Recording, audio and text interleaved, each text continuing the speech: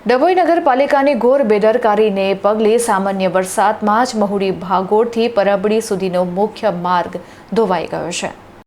ચોમાસાની હજી તો શરૂઆત થઈ છે ત્યાં જ ડભોઈ નગરપાલિકાની પ્રી મોન્સૂન પ્લાનિંગના ધજાગરા ઉડી ગયા છે। માત્ર સામાન્ય વરસાદમાં ડભોઈના મહુડી ભાગોથી લઈને પરબડી સુધીનો મુખ્ય માર્ગ સંપૂર્ણપણે ધોવાઈ ગયો છે। રોડ ઉપર ઠેર ઠેર મસમોટા ખાડાઓ પડી જતા સ્થાનિક રહીશો, વાહન ચાલકો અને રાહદારીઓ ભારે હાલાકીનો સામનો કરી રહ્યા છે।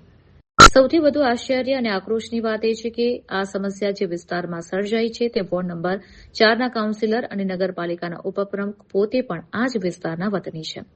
સત્તાધીશો પોતાના જ ઘર આંગણે સર્જાયેલી દુર્દશા પ્રત્યે આંખ આડા કાન કરી રહ્યા છે, જેથી સ્થાનિકોમાં ઉગ્ર રોષ છે।